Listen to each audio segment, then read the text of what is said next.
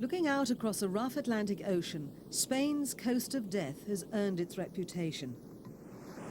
Hundreds of shipwrecks are scattered along its shores. From Romans to medieval pilgrims, this jagged coastline was known as the end of the world. This was the fishing port of Camelle before it was swamped early last week by an oil slick.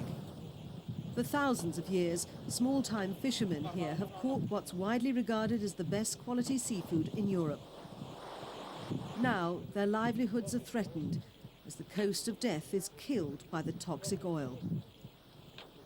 A wetsuit is worn by Manolo Vazquez Pardines for his unique type of fishing. Today, he's working with his cousins. As they pulled away, none of the family knew that this may have been one of their last fishing runs for years.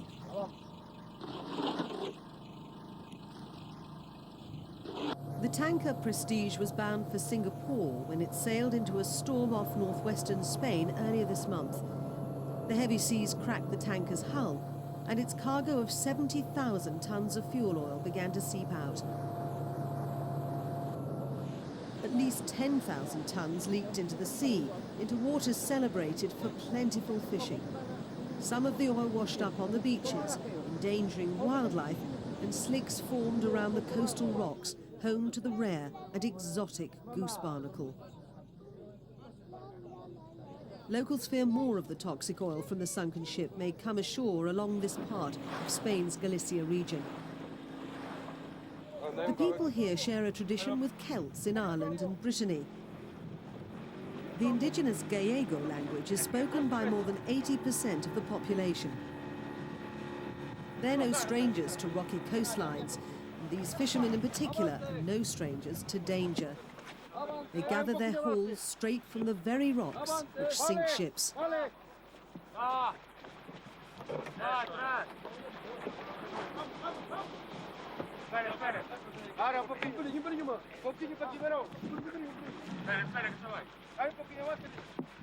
Manolo makes sure his boatman is careful. He'll stand by for any trouble the fishermen may face. Every year, at least 2 people die doing this job, all for a particular exotic delicacy. These fishermen are foraging for percebes, one of the most expensive shellfish in the world. A common term in other countries for the peculiar-looking shellfish is goose barnacle. When you are in the water, your whole body is tense.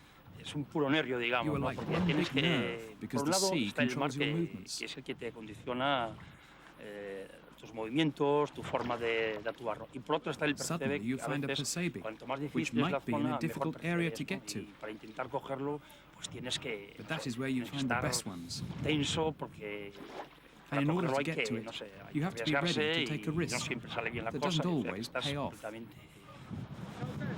And it hasn't paid off for many fishermen.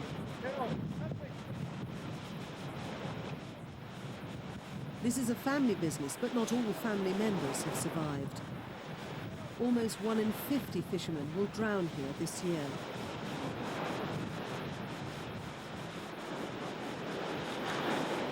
The best barnacles are at the low tide waterline. Manolo says the risk involved is addictive. El percebe lo vives de otra manera, es más emocionante. It's risky, Corres más, and te at times I arriesgas. escape A death veces by te the salvas skin la of vida my por los teeth. pelos, casi. Y si a veces I like te the produce, feeling.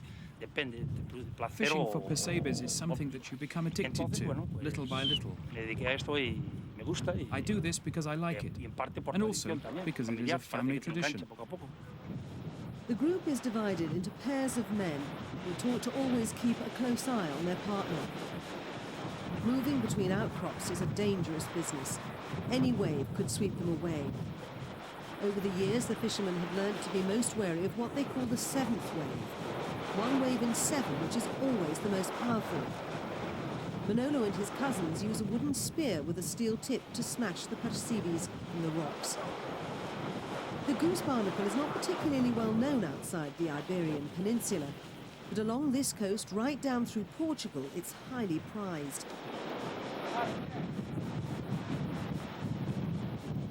Traditional net bags are still the best way to carry them from rock to rock.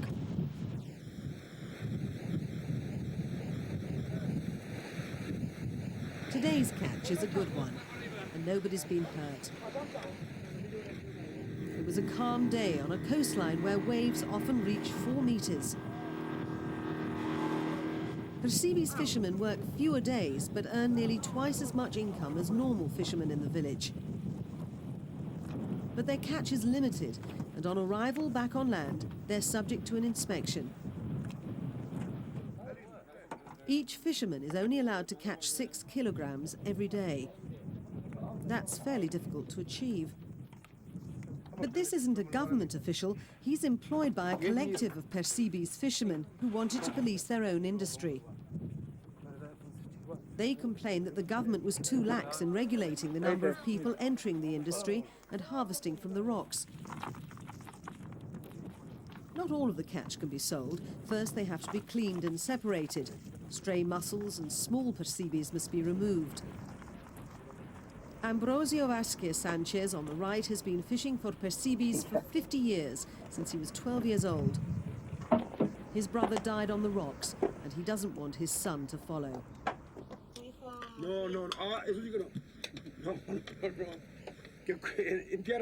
He's much better off on land or in an office. In an office, you can make a living.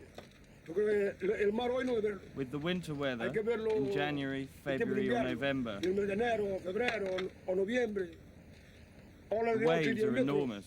It's very dangerous, and you have to be very careful. The local fish market before the devastating oil spill. Trading won't be this brisk for months to come. Spanish officials estimate that so far the economic damage from the spill is $42 million. With fishing off limits, the price of percebes has doubled. Here, the percebe is something special. It is the king of seafood. We're in Galacia, and here the king of seafood is the percebe. For me, it's the best seafood in the world. They're easy to cook.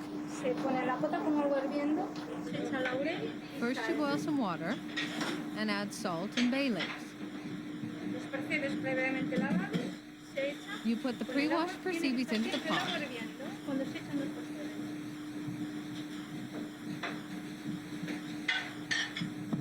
And wait a few minutes and take them out. You don't need to do anything more. They may be easy for the chef, but percebes are an expensive addition to any restaurant meal. Here, it's a house speciality. They may not be pretty. Some writers compare them to mummified toes, but to Spanish seafood lovers, they're a rare treat, and they're consumed with gusto. Part of their attraction is the legendary way they've been collected by fishermen endowed with plenty of Spanish machismo. Tourists may think they're daring when they try the exotic percebes, but locals know it's the fishermen who are the courageous ones.